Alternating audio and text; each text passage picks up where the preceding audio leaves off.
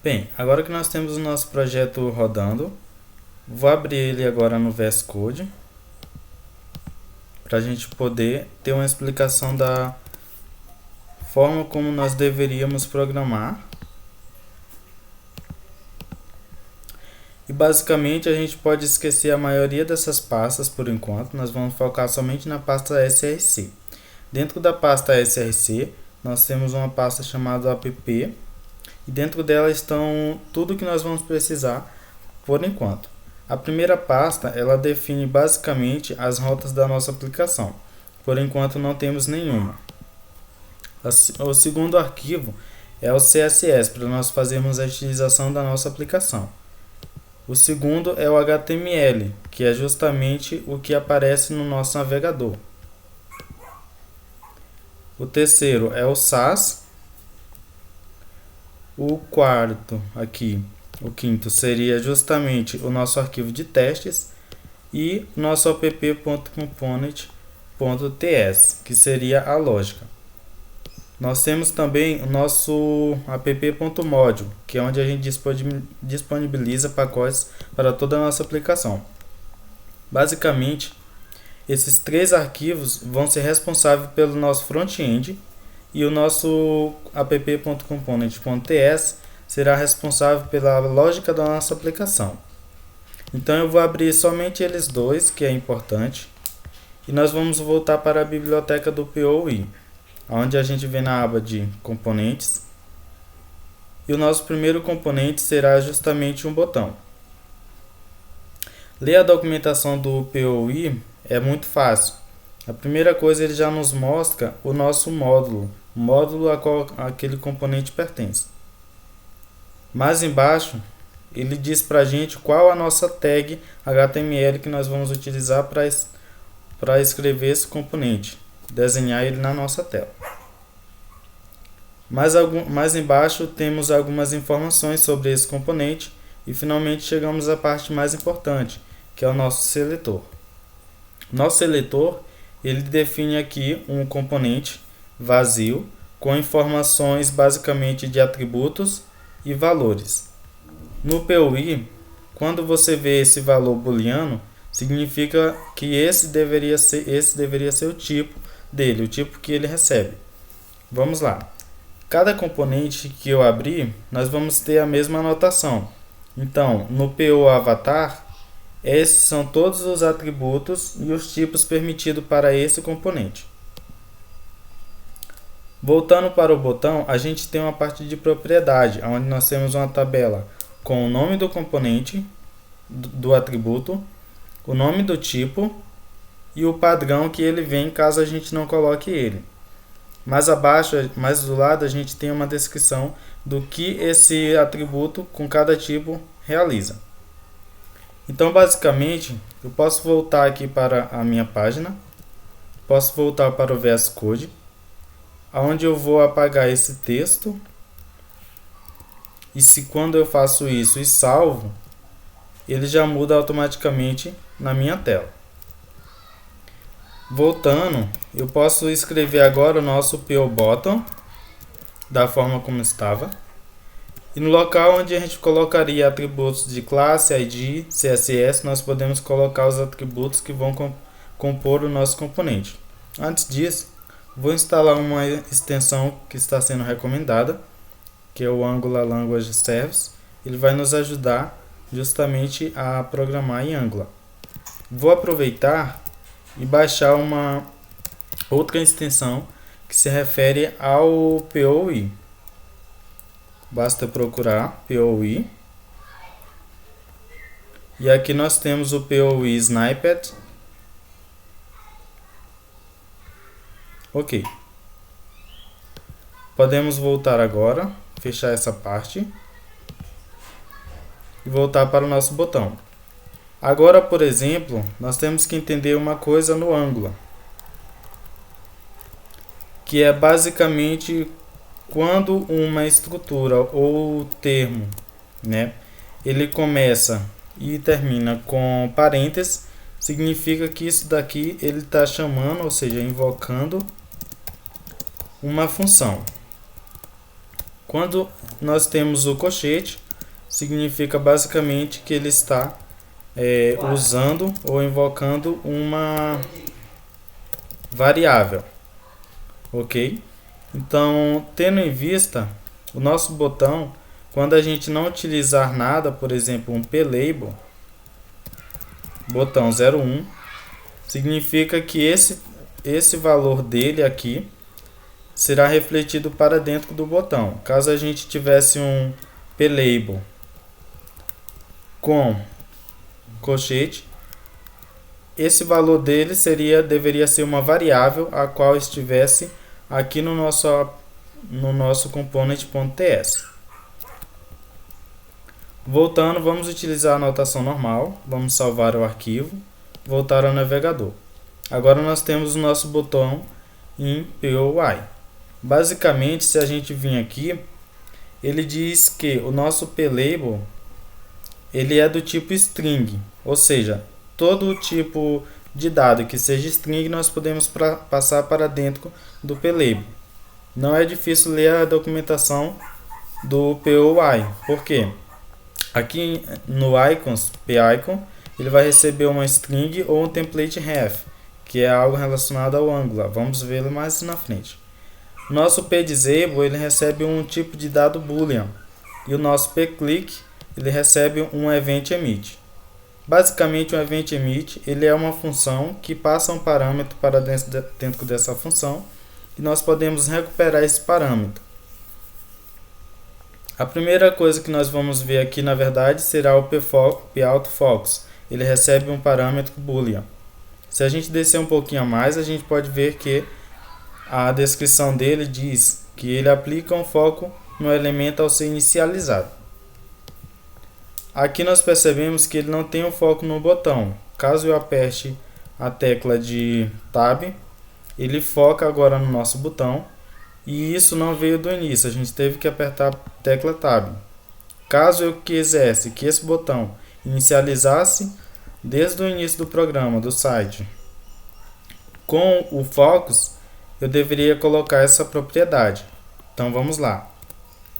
p-autofocus. E aqui nós vamos colocar um tipo booleano, que pode ser true ou false. Por padrão, ele já vem como false. Aqui nós recebemos um erro, pois ele entende que quando nós não estamos colocando o true como variável, ele recebe como string. Basta a gente colocar dentro de colchete. Agora ele sabe que isso é uma variável do tipo true e não uma string, com a palavra true.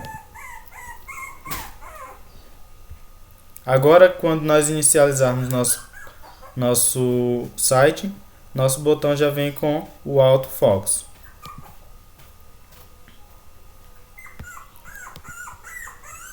Basicamente, ele já vem como false por padrão. Usando esse conhecimento, basta agora a gente ler a documentação com atenção e conseguiríamos fazer um botão com todas as propriedades dele. Então, por exemplo, o nosso pclick, ele é justamente uma função. Como seria isso? Vamos lá. Vamos inicializar ele, pclick, e aqui ele vai chamar uma função dentro do Angular chamado onClick. Essa função eu posso simplesmente passar um evento para ela, ou eu posso deixar ela vazio. Aqui nós recebemos um erro justamente porque a gente não existe, no caso existe essa função onClick, porém ela é privada. Funções variáveis no Angular privado só podem ser acessados dentro dessa classe. Agora a gente deixou ela pública, pode tirar o privado ou colocar a palavra public.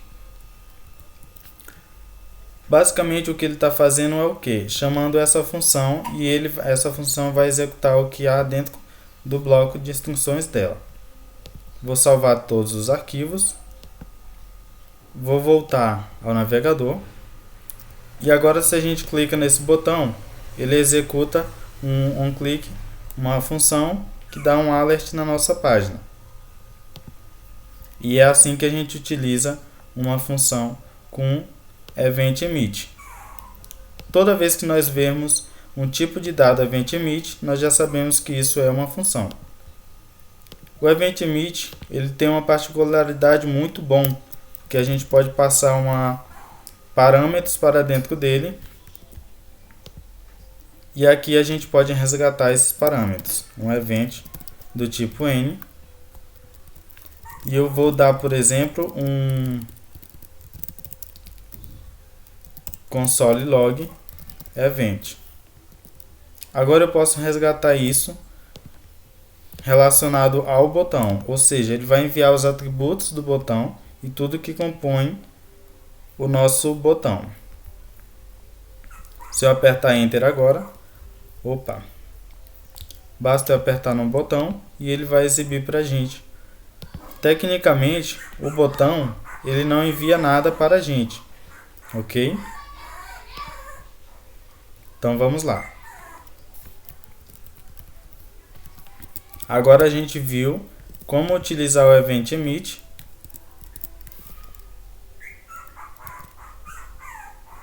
Vamos passar para o próximo atributo, pDisable. pDisable ele recebe booleano, ou seja, true ou false. Eu não sei o que esse cara faz, então vamos ver aqui. Desabilita o PO button e não permite que o usuário interaja com o mesmo. Certo. Então ele está habilitado e eu consigo interagir com ele. Clicar. Para me desabilitar, basta eu passar o parâmetro p-disable e passar o valor true. Agora ele vai estar desabilitado quando o meu site carregar. Perceba que agora nós temos o botão desabilitado. Próxima propriedade é o nosso PO icon. E eu não sei como fazer ele, então basta eu vir na descrição, é possível usar qualquer um dos ícones da biblioteca de ícones. Vou clicar nesse ícone e abrir ele. Aqui ele mostra alguns exemplos de icons que nós podemos utilizar, mas a gente vai navegar até os icons padrão do POI. Lembrando que podemos utilizar qualquer ícone e carregar novos ícones personalizados. Aqui, por exemplo, eu vou colocar o ícone de Bluetooth. Então basta eu copiar esse texto, voltar no meu botão. Eu vou mover ele novamente, o desabilitado para falso, para que a gente possa interagir com ele. P-icon. E nele eu vou passar o meu ícone, que é basicamente da biblioteca de PO ícone, eu quero o ícone de Bluetooth. Voltando ao nosso navegador, agora o meu botão está com o ícone de Bluetooth. Basicamente assim que a gente faria se nós quiséssemos que nosso botão tivesse um ícone. Então, ler a biblioteca do POI é algo muito fácil. Está toda em português, além de ser algo prático. Então, na hora que eu ver esta propriedade payloading, eu já sei qual é o tipo de dado que ela aceita. Então, basta eu voltar e realizar ela. Nosso payload ele vai receber true, pois ele aceita dados booleano. Ok. E agora nós temos um ícone de carregamento e ele fica desabilitado. Por quê? Vamos voltar aqui à descrição. Exibe um ícone de carregamento à esquerda do label do botão. Quando esta propriedade estiver habilitada, desabilitará o botão. Então, basicamente, é isso que nós tivemos. É esse resultado, esse comportamento que nós tivemos. Vamos para a nossa última propriedade, que é o nosso ptype. Se nós voltarmos à documentação, lá no final, nós teríamos o nosso ptype, valores válidos.